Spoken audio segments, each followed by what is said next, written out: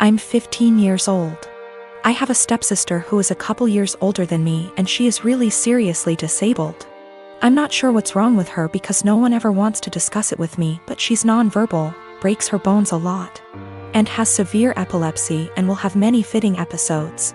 She also doesn't understand stuff. That's probably the easiest way to put it. She's just a human body with nothing inside. She's my stepmom's daughter. My stepmom married my dad 3 years ago and they dated only for a year before that. I don't know my stepmom very well and I don't really get on with her. We are respectful to each other, but I'm basically living with strangers because she's so busy with her daughter and my dad. I am always on my own and I used to hate it, but I'm used to it now. Ever since they moved in to live with us, life changed drastically for me because all the care now revolves around my stepsister. That's fine, I get it. But both my stepmom and my dad ask me to do things for my stepsister that I don't want to do and I resent doing.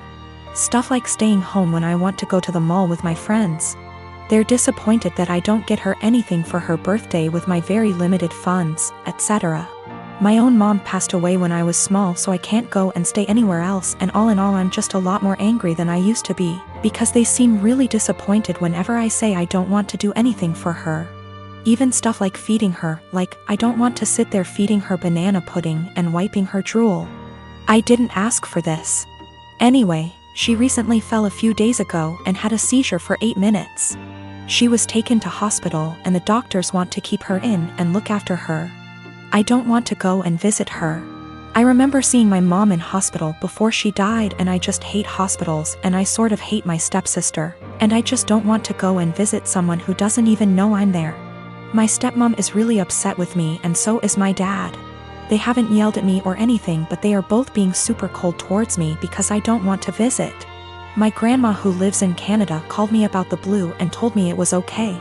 And I don't need to force myself to go to the hospital, so I'm assuming my dad has told her I'm refusing to go. He keeps pleading with me, but I keep telling him I'm not doing it. I told him hospitals remind me of mom and he got even more upset and said my stepsister might die and I need to stop being so selfish towards my stepmom.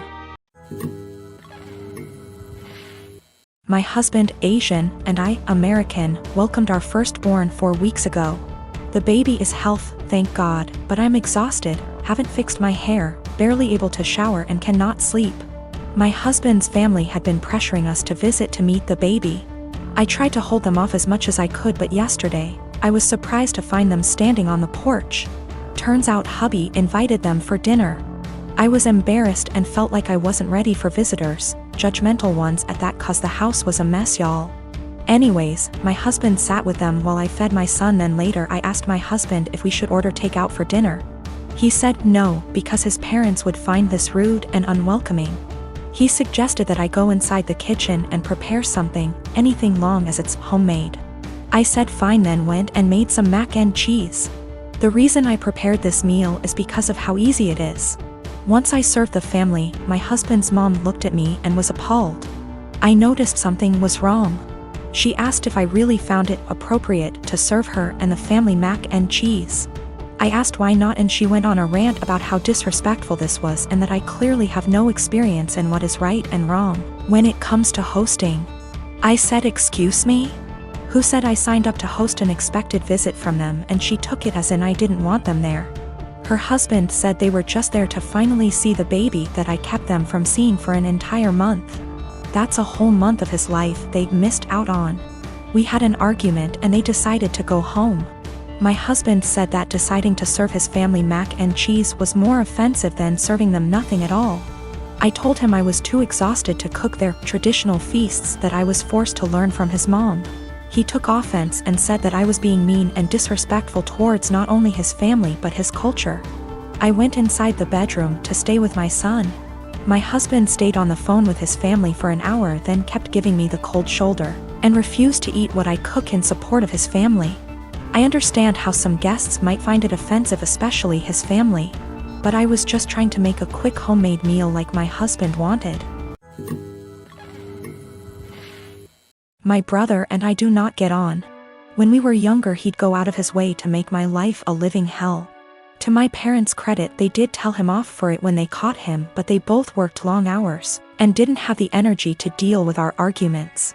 This continued into adulthood. He was salty that he failed his college course the first time around. There was a bad argument in our family a while ago, and it all started because I refused to decorate my brother's living room.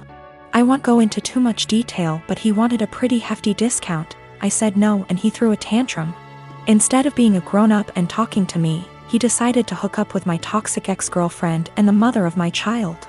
I can't go into a lot of detail about what she was like, but she was not a nice person. She never really bonded with our son when he was born, and I was left to do everything by myself. She eventually walked out on us and refused to have any contact with our son. She'll post on Facebook now and then about her beautiful baby boy to get sympathy votes, but that's about it. I have been a single dad for almost 3 years now, and I absolutely adore my son, but it hurts to think that one day he might question why his mom didn't want anything to do with him. How am I supposed to explain that to him? Anyway, it bothered me when my brother told me they'd hooked up together. It hurt even more when he started dating her. It had taken me so long to get over what she did to me and my child, and now my own brother was bringing her back into my life. Yesterday we had a family video call. Parents are high risk and we're not taking any chances. When my brother decided to announce that he and my ex were expecting, I just froze. I didn't know what to do or think. I could feel myself starting to cry a little bit, and it got a bit harder to breathe. Eventually, I decided to just congratulate them and then made up some lie about needing to put my son down for a nap and left. I received a bunch of messages from my brother and his GF telling me that I stole their thunder. After I left, my parents and some other family members started worrying if I was okay, and not really focusing on their news. My uncle told me that I should have just been a man and stuck it out instead of making excuses to get out of it. After all, it was expected that our kids would be raised around each other.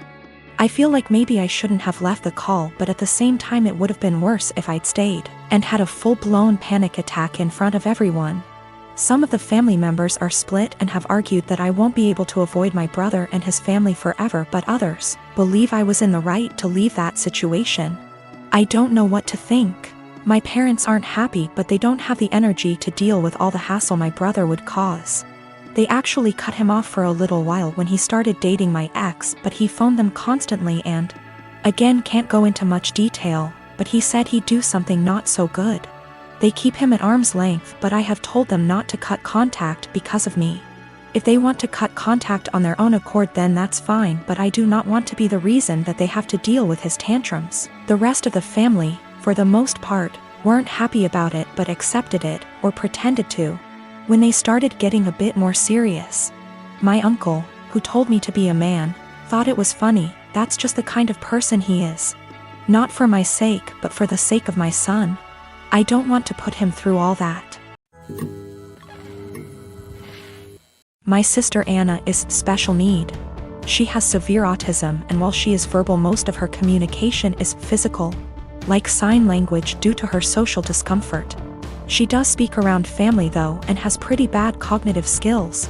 She can't comprehend boundaries and lives with our parents, so they can best watch her. I am getting married in 3 months. We planned a simple wedding and reception at my fiancé Michael's parents' barn and farm.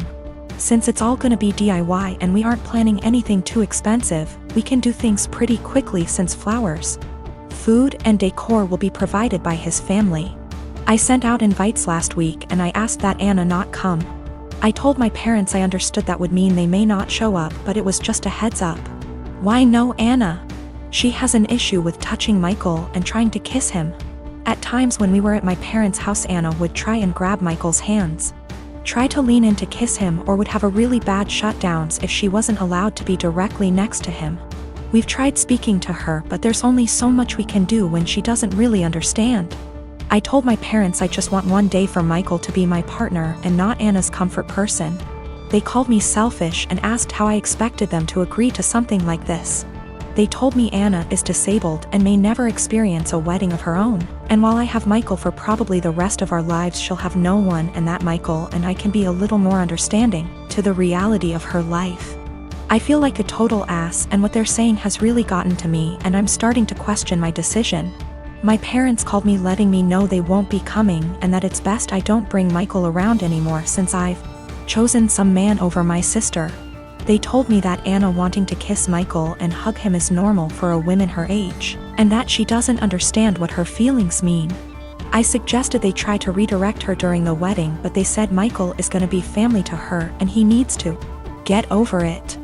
I suggested they watch the wedding via web, and they said that's not fair and that they deserve to see things in person. I asked if I could pay for someone with proper credentials to watch her that day while they attention, and they asked what I would do when they died, and if I'd pawn her off every time. I dropped the unfortunate truth bomb that I don't want to put any more of my life aside for Anna anymore. I did it up until I turned 18. And that Anna is not my life's responsibility and I won't be her keeper. I assured them I'd pay for her care, but if she's okay doing this to Michael, then I worry for if I ever do choose to have children and what she'd do to them.